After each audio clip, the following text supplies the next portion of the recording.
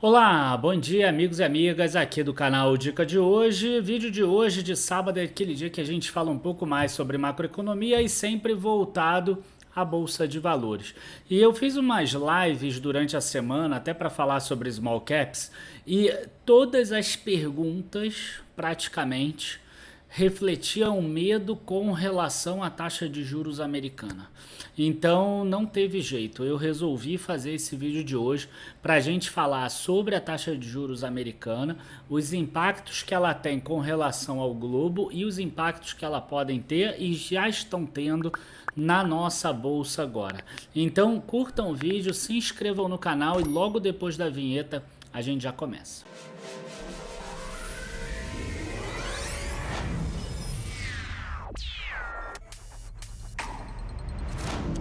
Bom, pessoal, vamos aproveitar para voltar um pouquinho no tempo e vamos pensar no ano passado, né? Eu sei que às vezes é difícil a gente pensar lá atrás, mas porque a gente tem aquele viés de proximidade, mas vale a pena a gente voltar um pouco e como a gente aqui na equipe escreve muito relatório, eu releio os relatórios, fica mais fácil para a cabeça ficar mais fresca.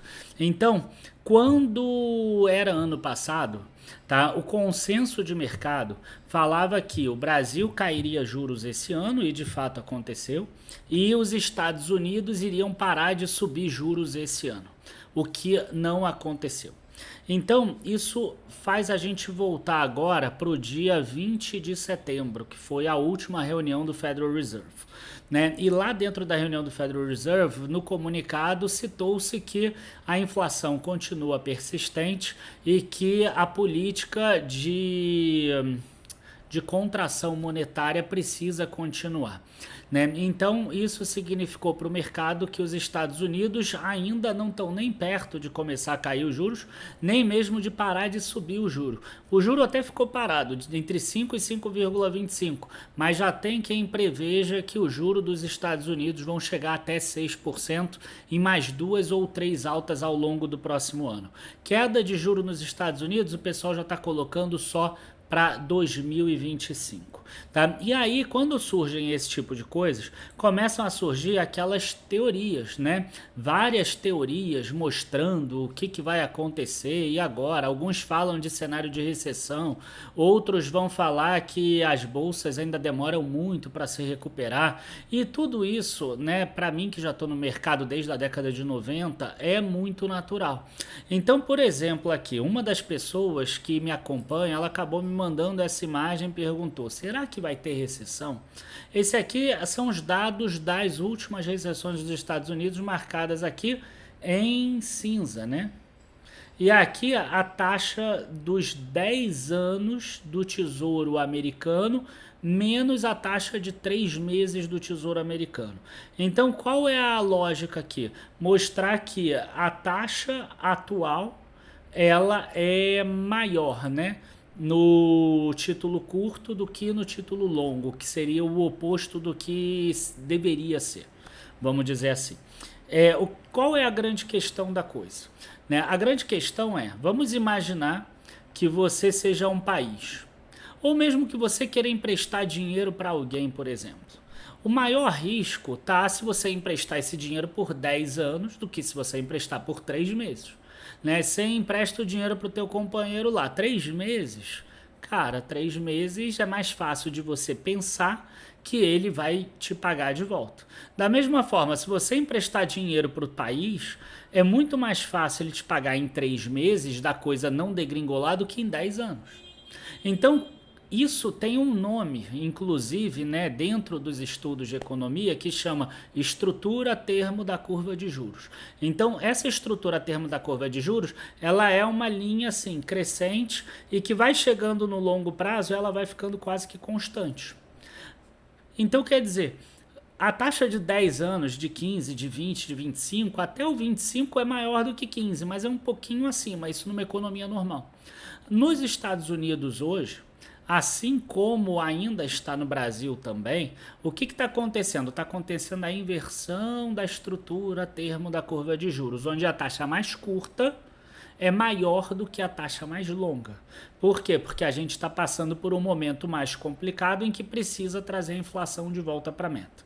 E aí, nesse estudo, mostra que sempre que precisou fazer esse tipo de coisa, gerou-se uma recessão logo depois, né? Então aqui, ó, gerou-se uma recessão logo depois, aqui gerou-se uma recessão logo depois, aqui gerou-se uma recessão logo depois, aqui foi uma recessão pequenininha no Covid, mas também gerou, e aqui a gente já ouve que vai se criar uma recessão desde 2021, porque caiu isso aqui é 2021, então você vai ver vídeo meu aqui do canal lá de 2021, já está em 2024, quase, né, em 2023, e ainda não chegou a recessão lá nos Estados Unidos. Mas enfim, as pessoas continuam falando que vai ter recessão. Agora, o que é importante da gente dizer? Isso foi um estudo que a gente fez, cara, lá atrás, aqui no Dica de Hoje, no Dica Internacional, em 2021, 2022. Quando teve recessão, a bolsa subiu. Por quê? Porque o mercado fica precificando tanto tempo seguido que vai ter recessão que ele cai enquanto ele acha que vai ter recessão. Na hora que chega a recessão, ele já começa a precificar a recuperação. Então, eu particularmente gosto sempre de trabalhar daquela forma, né? Vamos especificar X percentual para cada classe de ativo e a tua carteira vai dizer o que você precisa investir, tá? E aí eu vou aproveitar aqui agora para mostrar alguns dados que têm correlação com a nossa carteira agora, com a nossa carteira não, com a nossa bolsa, né? É isso que eu quis dizer. Bom, agora eu vou passar para a parte do Brasil. Tá? Então eu vou começar aqui com as classes de ativos que mais estão sofrendo desde o dia 1º de agosto. Aquilo que começou como uma piada, né? 13 dias de queda consecutiva, mas foi só 5% e etc. Estava começando um cenário de queda, né? E quais são os ativos que mais sofrem sempre em cenário de queda? Né? São empresas pequenas, small caps, empresas de consumo, que são varejo principalmente, e empresas de construção civil. Então agora eu vou passar um pouquinho em relação a essas ações para a gente dar uma olhada aqui, vou passar aqui bem rápido até. Esse aqui é o índice de consumo, o ICOM. Ele bateu 3.256 pontos dia 1º de agosto de 2023. Agora ele estava em 2.722 quando eu estou gravando. Isso significa uma queda de 12% desde aqui do início de 3 meses. Se pegar da máxima aqui, é uma queda até maior, uma queda de 15% a 16%. Aqui eu peguei o comparativo de algumas das empresas que estão no ICOM e que são relevantes, né? Lojas Renner é uma gigante de varejo, de vestuário, Raia Drogasil, uma gigante de farmácia, Localiza, uma gigante de locação de veículos, tá? Vamos, a maior empresa de locação aí de caminhões, e Cyrela, uma construtora que também está no índice de consumo. E você vê que em um mês todas elas tiveram quedas. A Raia Drogasil, uma queda menos expressiva do que as outras. Tá? Se eu botasse aqui um Carrefour ou um Açaí, também a gente veria quedas adicionais. E aí a gente passa para o Imob, que é o da construção civil. Você vê que a queda no Imob começou um pouquinho depois. Ao invés de dia 1º de agosto, foi dia 3 de agosto. A máxima foi 989 pontos, né? A máxima de agora, né? Porque lá atrás ele já chegou a bater muito mais do que isso, 1.500 pontos inclusive. 989 pontos, agora está em 829. Uma queda aqui de uns 16% mais ou menos também. E aqui a gente mostra um pouquinho das empresas que fazem parte do Imob, que é o índice imobiliário. Vocês vão ver que é basicamente construtoras e empresas de shopping center ou exploração de imóveis. E aqui tem algumas dessas empresas em 3 meses, todas elas em queda. Trisul, MRV, Plano e Plano. A Plano e Plano eu botei de propósito, que é uma empresa pequena, mas foi a maior alta, né, da bolsa no primeiro semestre. Então eu coloquei ela de propósito. E botei aqui duas de shopping, Alliance Sonai e Iguatemi. Se a gente passa para um mês, pior ainda, né? A gente vê quedas aí de 6 a 16%.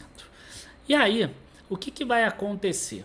A maioria das pessoas vai ficar com medo, com pânico e vai falar assim, tem razão, agora não é a hora de investir em bolsa. Eu vou investir em renda fixa ou eu vou até botar lá nos Estados Unidos porque está pagando 5%, 5,25% e no futuro ainda vai pagar 6%, né? 5,75%, a tendência é que ainda suba. E é aí que a pessoa acaba errando, né? Por quê? Porque pode até ser que tenha uma queda, eu não tenho como prever que não vai ter mais quedas, mas é exatamente nesses momentos em que você acaba ganhando dinheiro quando você investe para baixo. Então vamos imaginar que você tem uma carteira com 3 ativos. Cada um deles tem que ser 1/3 de tamanho, tá? Um deles subiu 10%, o outro ficou parado, o outro caiu 10%. Vai estar desbalanceado para qual lado? Para o que caiu 10%. Esse que caiu 10% são as empresas small caps, as empresas de varejo, as empresas de construção. O que acontece? As pessoas elas querem investir agora naquelas que subiram. Elas querem investir na renda fixa americana. Né? Elas querem investir naquilo que não caiu, ou se não na renda fixa do Brasil. Enquanto isso, que tá, se você pega e calcula matematicamente, o que está dando oportunidade são as small caps, as empresas de varejo, as empresas de construção. Por mais que o Daniel pareça maluco agora, igual ele parecia maluco lá em janeiro, fevereiro. Né? Então, esse é a oportunidade do momento. Se você quiser ser pé trocado o tempo todo, beleza, pode ser o pé trocado. Você vai ganhar menos ou até você não vai ganhar dinheiro com a bolsa. Mas essa é a oportunidade do momento. É desse jeito que a bolsa funciona. Ativos caem e eles se tornam oportunidades. Tá? Existe, por exemplo, um ETF, né, lá nos Estados Unidos que chama TLT, que ele investe exatamente na queda da taxa de juros. Né? Então a gente vê que ele nos últimos 3 meses caiu 13,45%. Por quê? Porque essa aqui é a taxa de entre 20 e 30 anos de títulos do Tesouro. Né? Então você vê que essa taxa do Tesouro subiu e subiu muito. E se você parar para observar, ó, veio uma queda aqui muito forte nessa parte daqui e agora recentemente outra queda muito forte. Essas duas quedas são as 2 últimas reuniões do Federal Reserve. Tá? E isso acaba acontecendo no Brasil também. No Brasil não tem um ETF que vai surfar a queda do DI, mas a gente tem aqui a própria taxa do DI mostrando, né, que a taxa de 10 anos aqui no Brasil, o DI 2033 teve uma alta de 9,46%. Isso é a parte econômica. Agora, o que está acontecendo na economia? Por quê? Porque no longo prazo, e eu sei que as pessoas, quando estão nesse período de queda, elas odeiam ouvir no longo prazo, mas no longo prazo, o preço da ação vai acompanhar o resultado da empresa, vai acompanhar os lucros. Então a gente viu ali que empresas de varejo e etc. caíram 20%, 30%, né? Se você pegar um tempo maior, cara, a Renner em um ano caiu mais de 50%, Carrefour caiu mais de 50%, por exemplo. Agora, quanto que de fato caiu o varejo? Então a gente tem aqui o ICVA da Cielo, que é o índice Cielo de varejo ampliado. Ó, o varejo em termos nominais cresceu 0,9% em agosto, com relação ao ano passado. Se você descontar a inflação, caiu 1,9%. Os preços das ações aqui no Brasil são nominais, eles não descontam a inflação. Mas mesmo que você queira pensar descontar da inflação, caiu 1,9%. O que caiu mais? Caiu bares e restaurantes aqui, serviços, que é o 3,1%. Caiu materiais de construção, 4,9%. Boa parte disso porque o custo caiu, o que vai ser até bom para as construtoras, por exemplo. Né? E supermercados e hipermercados subiu, por acaso. E Carrefour e Açaí estão caindo pra caramba, mas é o mercado, enfim, aceita que o mercado é assim mesmo. E aqui, inclusive, a gente tem por região, né? O Nordeste caiu 4%, Sudeste 0,9%, enfim. Então, a primeira coisa que eu gosto de mostrar é o seguinte, cara, tudo bem que você não compra pela receita da empresa. Uma receita que cai 2%, 3%, ou mesmo, entrou as empresas do exterior. Por mais que a empresa caia a receita em 5%, 6%, por exemplo, e não que seja 1,9%, talvez o resultado lá embaixo do lucro caia 15%, caia 10%. Mas tem empresa que caiu 50%. Então hoje é muito mais barato do que era. Por quê? Porque o mercado projeta que o próximo ano vai ser horrível também, o outro ano vai ser horrível também, o outro ano vai ser horrível também, e é aí que você tem a oportunidade. Né? Então eu estou mostrando dados agora da economia real, para você sair daquele marasmo de pensar só bolsa. Quando a gente vai para a construção civil, que aí a gente pega os financiamentos imobiliários do SBPE, e aqui eu não estou pegando Minha Casa Minha Vida, eu estou pegando SBPE, a gente vê que os valores financiados aqui, 13 bilhões de reais nesse mês de agosto. Você vê que esse número de 13 bilhões é o maior de todos desde abril, por exemplo. Né? Ele ainda é 22,9% abaixo de agosto de 2022. Você vê que realmente os valores financiados estão em queda. Né? Quando a gente pega aqui o ano completo, ó, 159 bilhões contra 188 bilhões. Ainda mesmo assim é muito maior do que setembro de 2019, que era 97 bilhões. Agora, o que eu gostaria de chamar a atenção é o seguinte, tá? Quando você pega aqui anualmente, você vai ver que a quantidade de unidades financiadas caiu 28%. Enquanto isso, o valor financiado caiu 15%. O que isso significa? Significa que as construtoras estão conseguindo repassar muito desse custo que aumentou e até mais. Então a gente deve ver margens crescendo igual a gente já viu no primeiro e segundo trimestre. E provavelmente a gente vai ver crescimento dos lucros dessas empresas. E o que o mercado está entregando para a gente? Cara, o mercado está entregando para a gente ações 20%, 30%, 40% mais baratas, né? Que são aquelas ali do Imob, por exemplo. Então não faz sentido, igual normalmente não faz sentido o mercado. E quem conhece um pouco mais, né? Quem tem mais experiência, aproveita exatamente esses momentos para conseguir investir, para conseguir capturar mais recursos, tá? Eu não estou falando que a bolsa vai subir amanhã, eu não estou falando que isso vai acontecer rápido, inclusive o lema aqui do Dica de hoje é que construir leva tempo e que você não deveria investir nada em bolsa que você não queira, que você precise em menos de 5 anos. Tá? E por que está tendo menos unidades financiadas para a gente terminar aqui? Poupança SBPE caindo o valor. Né? Por quê? Porque as pessoas estão sacando o dinheiro da poupança, ao contrário do que fizeram lá atrás em 2020. Então esse saque da poupança, claro que ela tem um rendimento, mas você vê aqui que está caindo. Então menos poupança, menos recursos para financiar imóveis também, o que é importante sempre de deixar claro. Outra coisa que eu acho que é importante também mostrar é o seguinte, né? Quando a gente fala de varejo e de construção civil, a gente está falando bem ou mal da confiança do empresário. Porque aquela geladeira que você compra lá na Magalu, teve um empresário antes que teve confiança de produzir essa geladeira, de aumentar a capacidade produtiva para produzir mais fornos micro-ondas no futuro ou mais televisões. E nesse momento aqui, olha só, embora não seja um número maravilhoso, a gente vê que o Brasil já está em uma parte de confiança, diferente do que estava no início do ano, por exemplo, que estava no vermelho, agora está no azul aqui. Né? Quando a gente pega aqui o índice de condições correntes, ela ainda está como uma piora aqui, em 47,3, mas também melhor do que era no início do ano.